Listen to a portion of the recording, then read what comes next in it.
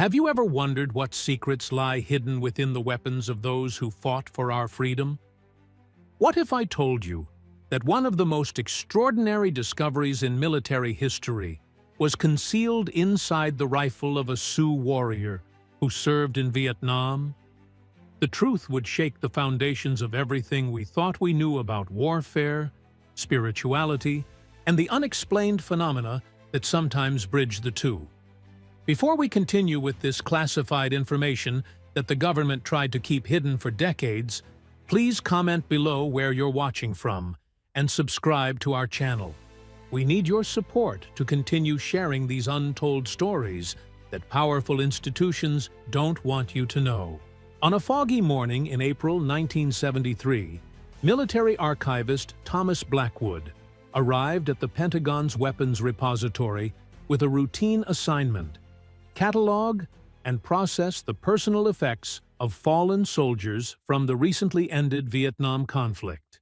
With over 2,000 items waiting to be sorted, documented, and either returned to families or preserved in military archives, Blackwood expected nothing more than another emotionally draining day handling the artifacts of war. The repository was a cavernous underground facility beneath the Pentagon's East Wing, temperature-controlled to prevent deterioration of the items stored within. Row after row of metal shelving units stretched into the distance, each bearing silent testimony to lives cut short in service to their country. "We'd been processing items for months," Blackwood would later write in a classified memo obtained through Freedom of Information requests. "You become numb to it after a while. The dog tags, the letters from home, the weapons, until that day, when everything changed." Blackwood's attention was drawn to a wooden crate marked with unusual identification. Property of Sergeant Joseph Two Rivers, U.S. Army Special Forces, Sniper Division. What made this particular crate unusual was the additional markings: classified, Level 4 security clearance required for access, and anomalous materials protocol in effect. "In all my years working in military archives, I'd never seen those particular designations on a simple soldier's effects," Blackwood noted. Something about this case was different. Something had frightened people up the chain of command. The records attached to the crate revealed that Sergeant Joseph Two Rivers was a full-blooded Lakota Sioux from the Pine Ridge Reservation in South Dakota who had volunteered for service in 1967. His service record was heavily redacted, but what remained indicated an extraordinary combat history. Confirmed long-range eliminations of over 87 high-value targets, 3 Purple Hearts, and a Distinguished Service Cross awarded in absentia.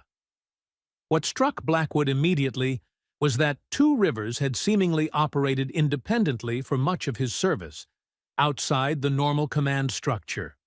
The file contained multiple references to unconventional operational parameters and indigenous tactical methodologies.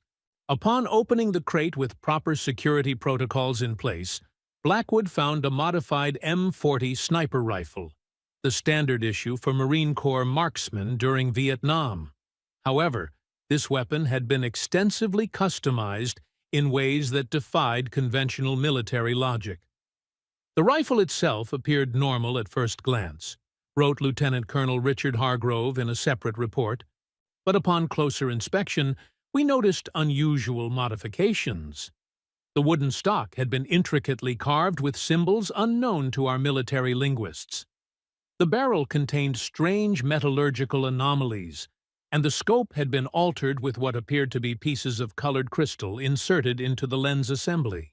What happened next would become the subject of classified investigations that would span decades. As Blackwood completed his initial documentation and prepared to disassemble the weapon for archiving, he made a discovery that defied explanation. Inside the hollow of the rifle stock, accessible only by removing a carefully disguised panel, was a small leather pouch tied with sinew. Following protocol, Blackwood called in his supervisor, Major Eleanor Winters, to witness the opening of the unexpected container. "I remember thinking it was probably just a good luck charm," Major Winters recalled in a later debriefing. Many soldiers carried personal items, photos, letters, religious medals. But when Blackwood carefully untied that pouch, we both knew instantly we were dealing with something beyond our understanding. The pouch contained 3 items: a small carved stone figure of what appeared to be a bird of prey, a tightly rolled piece of deerskin covered in unfamiliar pictographic writing, and, most disturbingly, a small vial containing a substance that seemed to shift between solid and liquid states when handled. The moment the vial was removed from the pouch, the temperature in the room dropped noticeably, Winters stated. The substance inside appeared black in some lights, deep red in others, and seemed to move of its own accord, almost as if it were observing us. Within hours, the repository was locked down. Personnel in hazmat suits arrived to secure the rifle and its contents, and both Blackwood and Winters were subjected to extensive debriefing and sworn to secrecy under threat of prosecution for treason. What followed was an investigation that would draw in experts from fields as diverse as nuclear physics, cultural anthropology, and even parapsychology. The findings were so controversial and disturbing that they remain heavily classified to this day. Dr. Robert Stilwell, a materials scientist who examined the substance in the vial under secure conditions at Los Alamos National Laboratory, provided the following statement before his sudden resignation and subsequent disappearance. "The material defies our current understanding of matter. It absorbs all light directed at it, maintains a constant temperature regardless of environmental conditions, and appears to alter its mass depending on who is observing it. Most disturbing are the patterns it forms when left undisturbed, structures that bear remarkable similarity to neuronal networks." The pictographic writing on the deerskin scroll proved equally baffling. Dr. Catherine Standing Bear, one of the few Lakota scholars with security clearance, was brought in to attempt a translation. "These are not traditional Lakota symbols," she reported. "They contain elements of our sacred writing, yes, but combined with something else, something I've never encountered in any indigenous American language." The closest parallel would be certain Tibetan mystical texts describing states of consciousness between life and death. As investigators dug deeper into Sergeant Two Rivers' background and service history, a disturbing pattern emerged. Every confirmed elimination attributed to him had occurred under seemingly impossible circumstances. Targets behind multiple layers of security, in windowless rooms, or protected by advanced countermeasures had somehow fallen to his rifle. Most unsettling were the autopsy reports. Each target had been eliminated with a single shot. Yet in many cases, no entry wound could be found, despite catastrophic internal damage. It was as if the projectiles simply materialized inside the targets' bodies, noted Chief Medical Examiner Walter Chen in a classified memorandum. The pattern of tissue disruption suggests extreme velocity, yet there's no evidence of how the projectile actually reached the affected organs. It defies every ballistic principle we understand. The investigation took an even darker turn when researchers began interviewing Two Rivers' former squad mates and commanding officers. Those who could be located spoke of the sniper's unusual practices and the effect his presence had on those around him. Two Rivers wasn't like other soldiers, recalled Master Sergeant James Wilcox, who had served alongside him in 1969. He never slept, at least none of us ever saw him sleep. Before each mission, he would go off alone and perform some kind of ritual. We could hear him chanting sometimes, words that didn't sound like any language I'd ever heard. The local Vietnamese villagers were terrified of him. They called him Tri Mo Qua, which our interpreter told us meant something like the doorman or he who opens ways. Captain Lawrence Miller, who had briefly commanded Two Rivers Unit before being hospitalized for acute psychological breakdown, provided a particularly disturbing account from his room at Walter Reed Medical Center. When Two Rivers looked through his scope, he wasn't just looking at the target. He was looking beyond.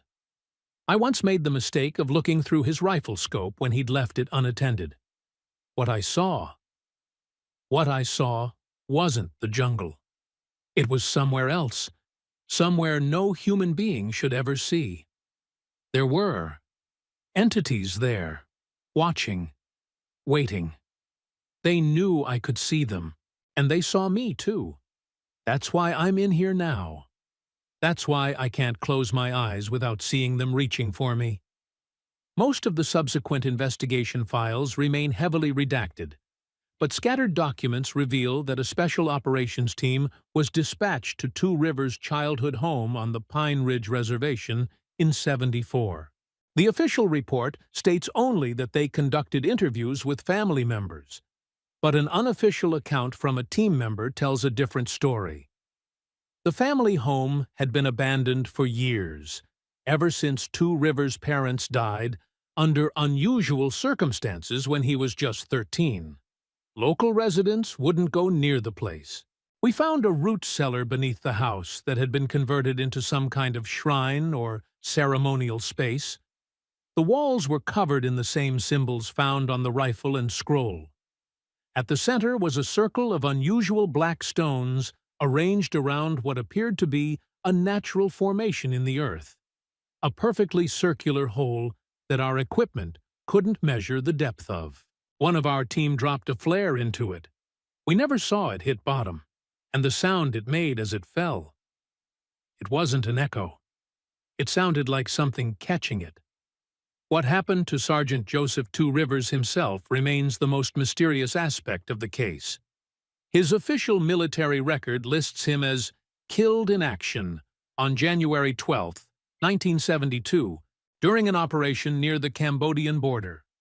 However, no body was ever recovered, and the after-action reports from the soldiers present describe circumstances that defy conventional explanation. "We were taking heavy fire from a North Vietnamese position," wrote Lieutenant William Parker, the sole survivor of the incident. Two Rivers moved forward alone, against direct orders. The enemy concentrated all fire on his position, thousands of rounds. We saw him get hit multiple times, but he kept advancing.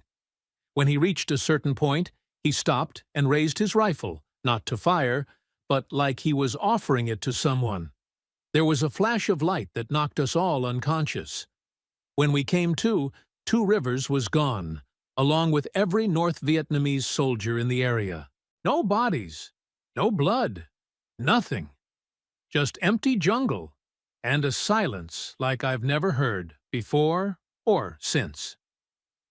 The rifle itself, supposedly recovered from the scene by unknown means, became the subject of increasingly bizarre experiments in the following years. Records suggest it was transported between various classified research facilities, from Los Alamos to Wright-Patterson Air Force Base, from DARPA installations to underground sites with no official designation. Dr. Elizabeth Chambers, a quantum physicist who worked on the project from 1975 to 1979, provided the following testimony before her unexplained suicide. "The rifle isn't just a weapon, it's a key, or perhaps a door would be a better metaphor. When we attempted to understand the mechanisms by which it apparently functioned, our instruments detected quantum fluctuations that should be impossible in our current understanding of physics.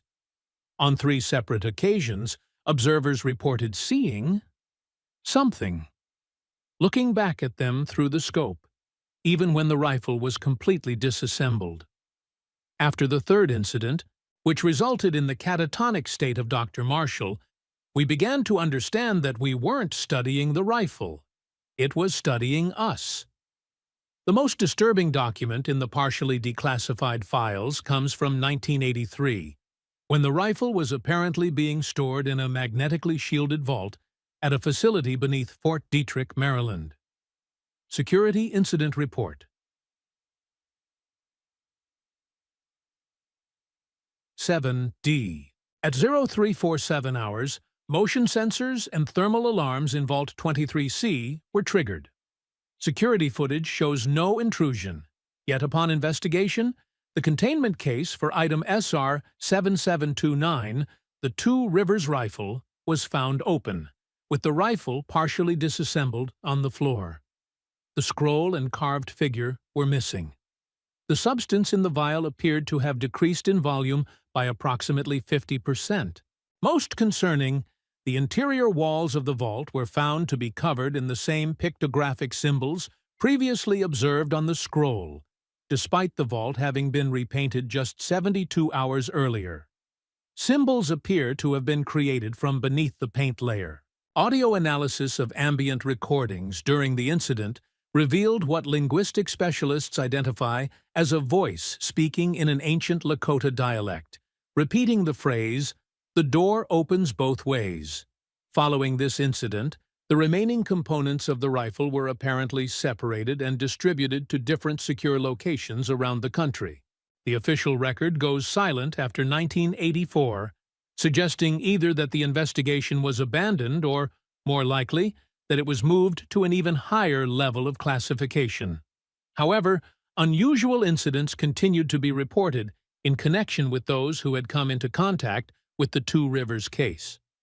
Thomas Blackwood, the archivist who first discovered the rifle's hidden contents, disappeared while hiking in the Black Hills in 1991. His journal, found at his last campsite, contained increasingly paranoid entries about being watched through windows that shouldn't exist, and hearing the sounds of Two Rivers' voice calling from the scope of a rifle that no longer exists as we understand existence. Major Eleanor Winters suffered from progressive memory loss and night terrors until her death in 2002.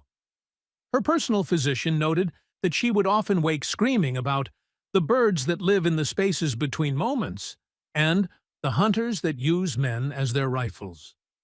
Perhaps most telling is the testimony of Rebecca Two Rivers, Joseph's niece, who worked as a cultural liaison with the Smithsonian Institution in the early 2000s.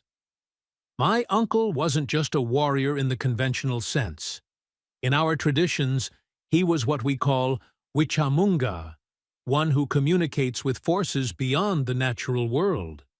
Before he left for Vietnam, he told my mother that he had made a pact with the Thunderbird spirits, ancient beings who exist in what you might call parallel dimensions.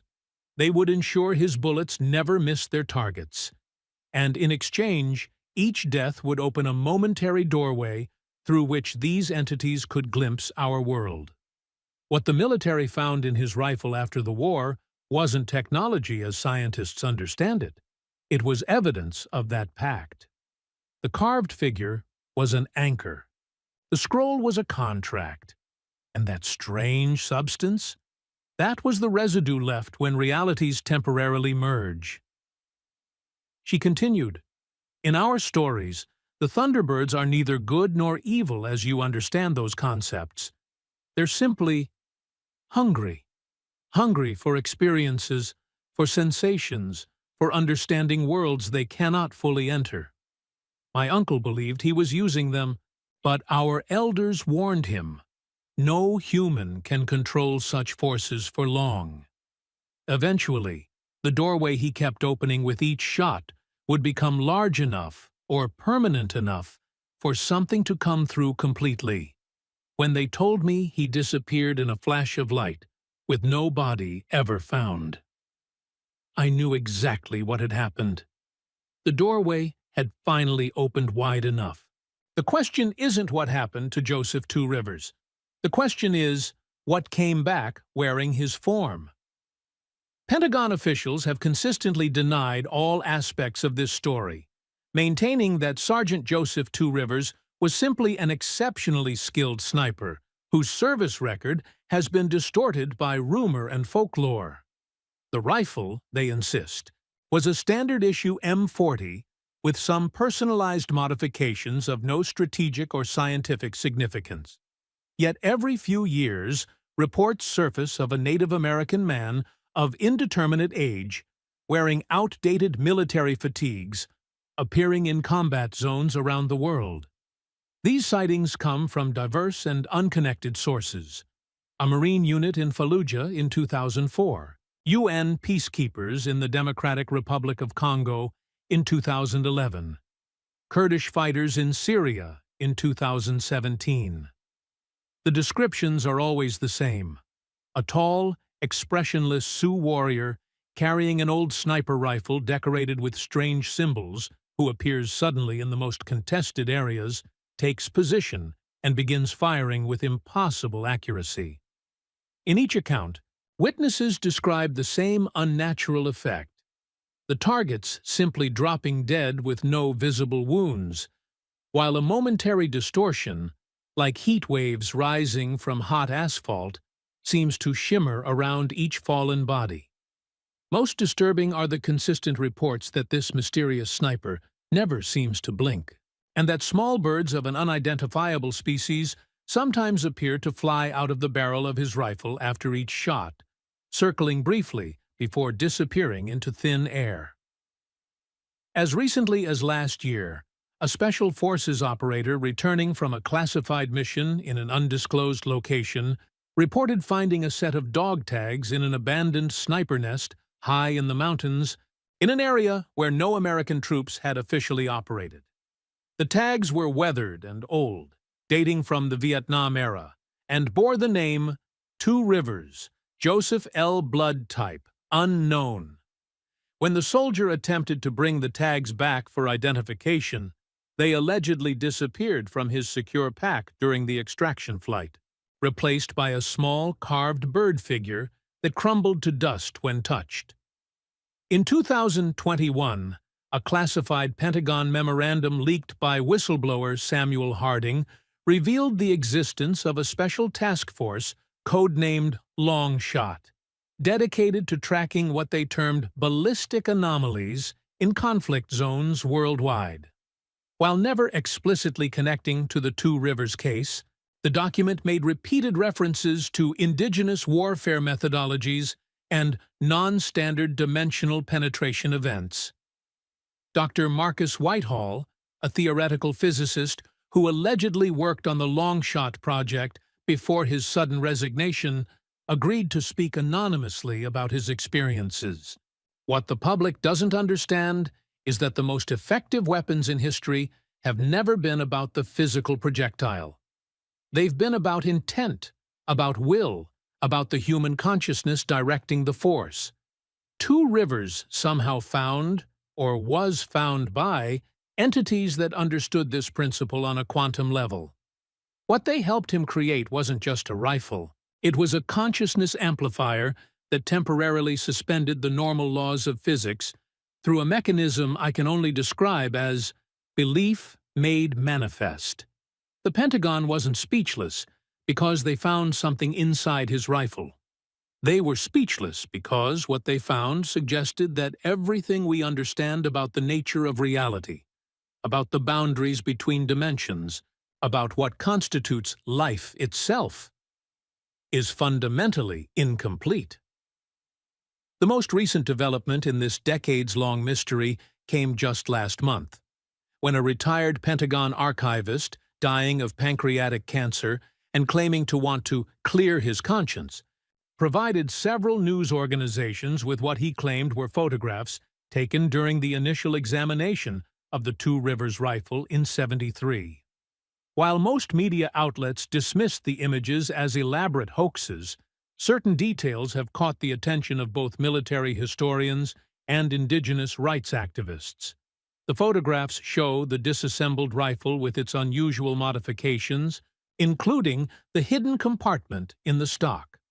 Most striking is a close-up image of the small vial containing the mysterious substance, captured at the exact moment it allegedly shifted form.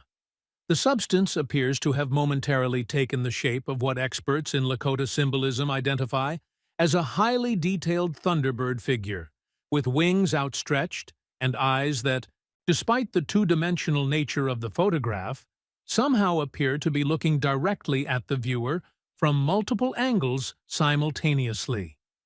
Even more unsettling are the faint shapes visible in the background of the image, shapes that don't correspond to any known objects in a standard military repository. When enhanced through digital processing, these shapes appear to be silhouettes of bird-like entities perched on surfaces that don't exist within the visible dimensions of the room, watching the proceedings with an unmistakable intelligence. Dr. Catherine Standing Bear, now in her 80s and serving as an elder on the Pine Ridge Reservation, offered perhaps the most profound perspective when approached about these recent revelations. In our traditional understanding, weapons are not merely tools, but extensions of the spirit. When Joseph Two Rivers modified that rifle, he wasn't just creating a more effective killing machine. He was building a bridge between worlds. The symbols carved into the wood were sacred geometry, creating pathways through which certain entities could partially manifest in our reality.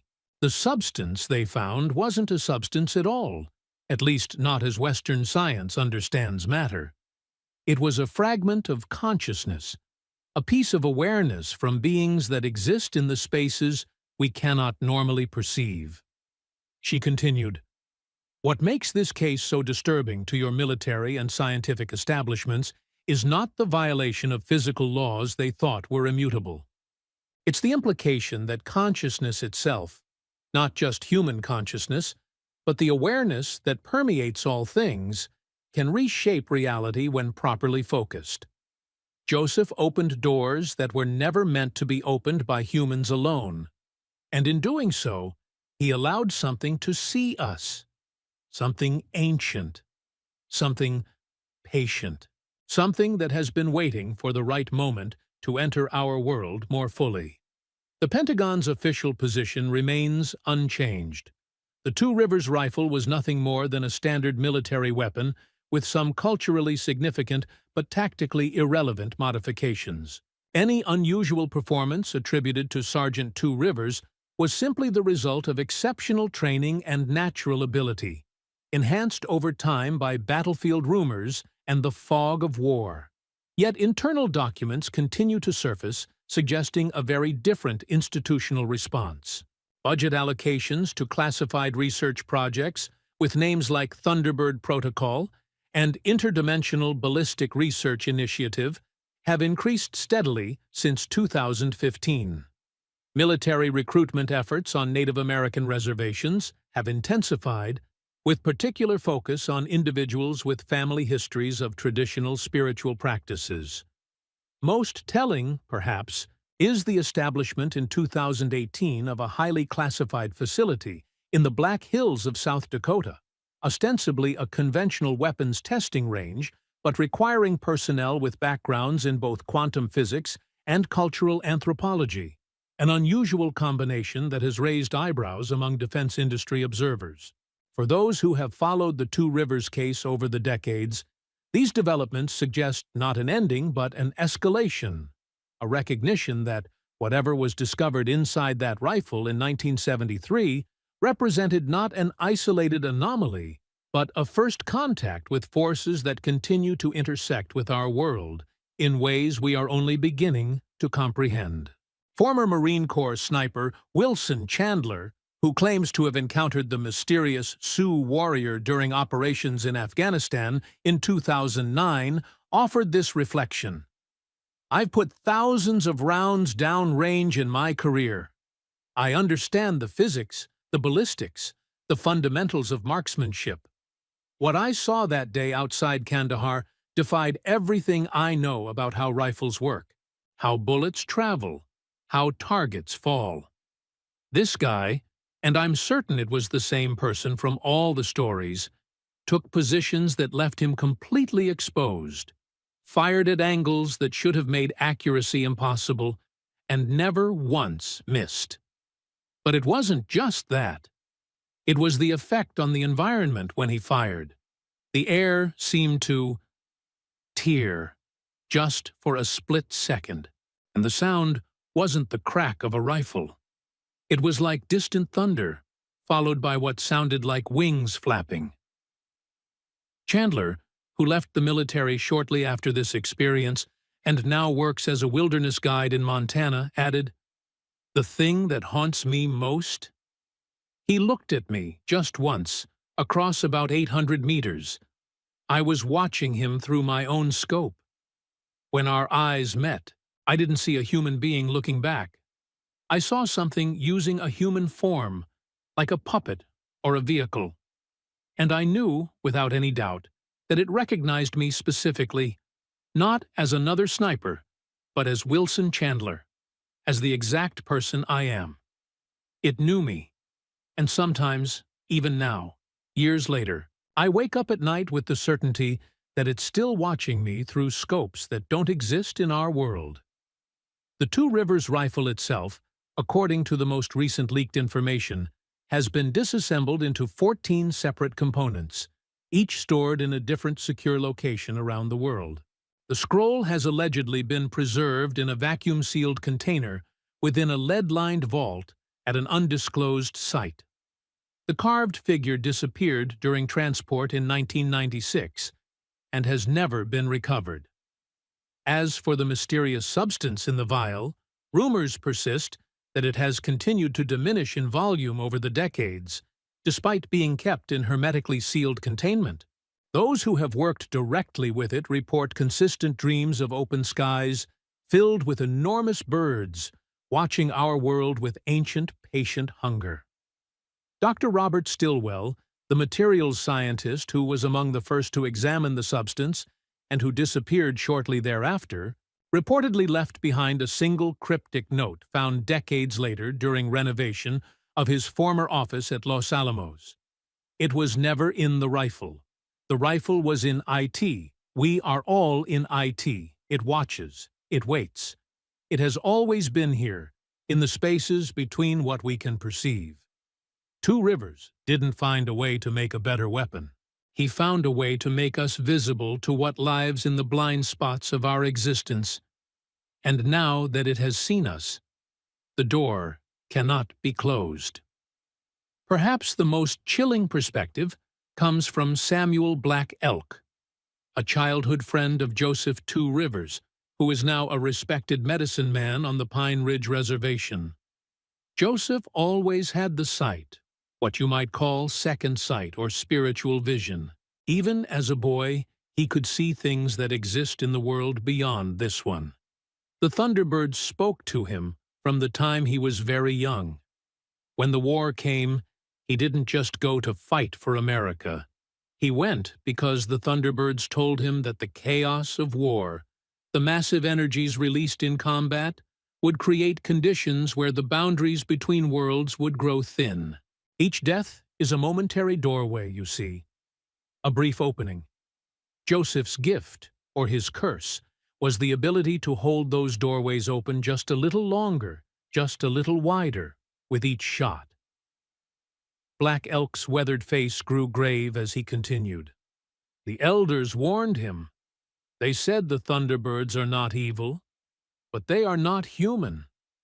Their understanding of our world is limited, and their hunger to experience it is dangerous. When Joseph modified that rifle with the sacred symbols, when he made his offerings and spoke the old words, he wasn't just ensuring his bullets would find their targets. He was negotiating with forces that exist beyond time as we understand it. The price they demanded seems small at first, a glimpse through the momentary windows of death. But such entities are patient. They think in terms of centuries, not moments. Each glimpse taught them more about our reality. Each death brought them closer to understanding how to cross over completely. When asked if he believed Joseph Two Rivers was still alive, Black Elk's response was unsettling. Joseph died the moment he made that pact. What wears his form now, what still appears on battlefields around the world, is not my childhood friend.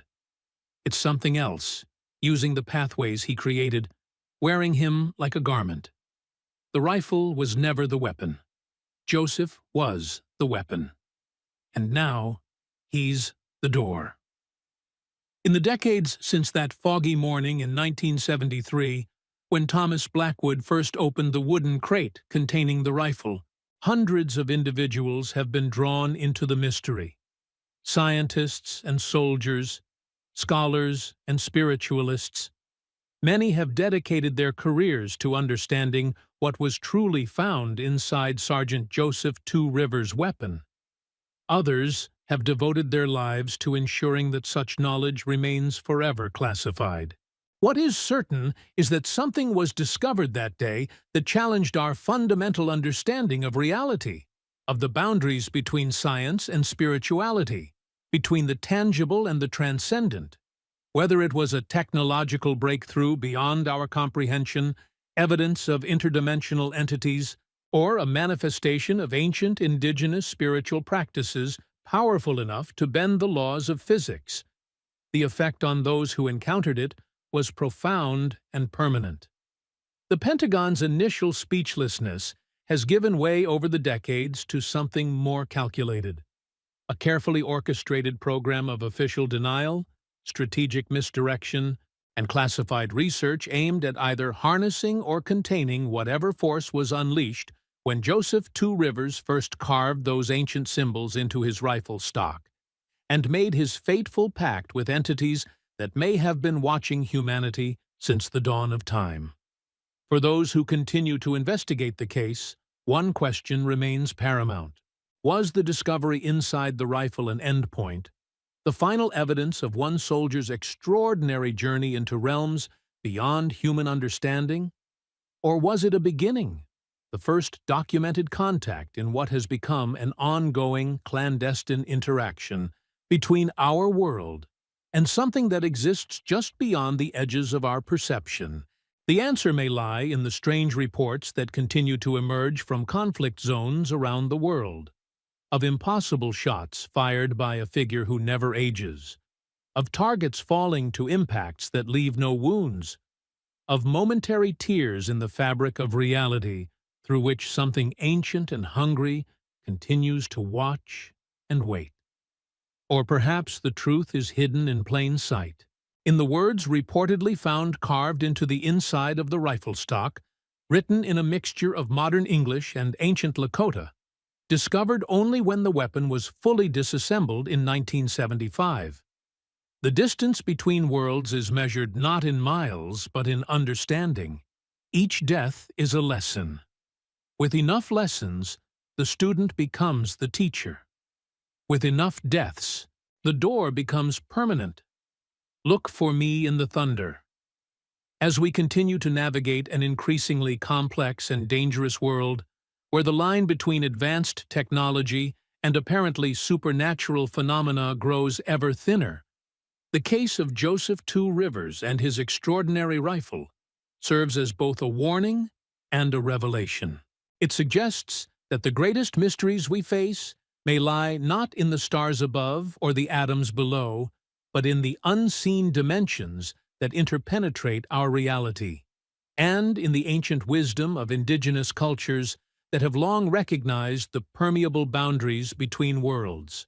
What the Pentagon found inside that rifle changed forever how certain classified divisions of our military and scientific establishments understand reality itself. Whether that knowledge will eventually be shared with the wider world, or whether it will remain forever hidden in the shadows of national security, may depend on what continues to emerge through the doorways that Joseph Two Rivers opened with each impossible shot, and whether what comes through those doorways proves to be a force for enlightenment or something far darker. As Samuel Black Elk offered in his final thoughts on his childhood friend, the Thunderbirds taught Joseph how to transcend the normal limits of a rifle, of a bullet, of a human body. But Joseph taught them something too, how to hunger for our world. The Pentagon wasn't speechless because they couldn't understand what they found. They were speechless because they understood it all too well. The weapon wasn't just a rifle. It was a key. And now the door stands ajar, and something ancient is slowly, patiently, learning how to open it fully. In the end, perhaps the most profound insights come not from classified military documents or scientific analyses, but from the wisdom of those whose cultural traditions have long acknowledged the existence of realities beyond our conventional understanding. Dr. Catherine Standing Bear offered these final thoughts. In our way of seeing, everything is connected. The physical and the spiritual are not separate realms, but aspects of a single unified reality.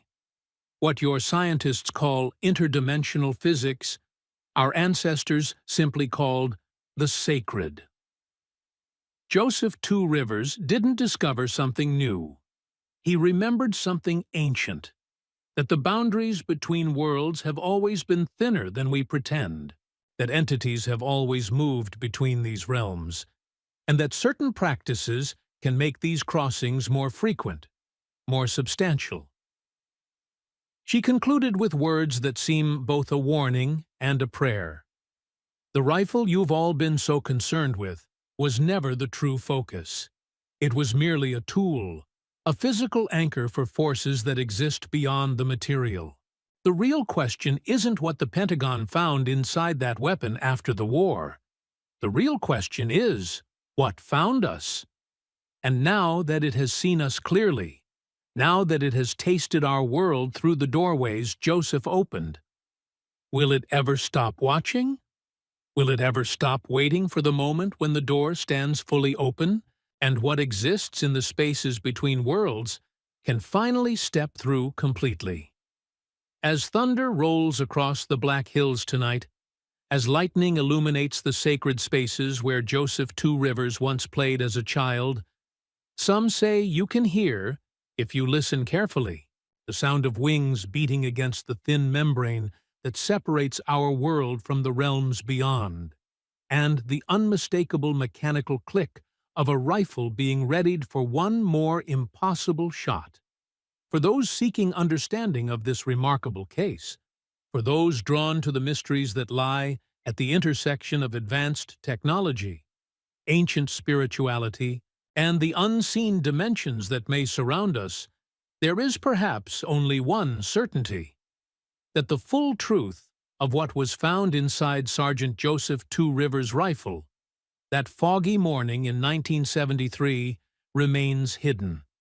Not because it cannot be known, but because knowing it completely would forever change our understanding of what it means to be human in a universe far stranger, far more permeable and far more alive with conscious presence than most of us dare to imagine. As we face an uncertain future, with conflicts continuing to erupt around the world and the boundaries between different understandings of reality growing increasingly contested, the legacy of Joseph Two Rivers and his extraordinary rifle reminds us that some weapons change not just the course of battles, but the course of understanding itself. And sometimes, the most profound discoveries are found not in laboratories or on battlefields, but in the quiet spaces where different worlds momentarily touch, and where ancient entities watch and wait for the next doorway to open.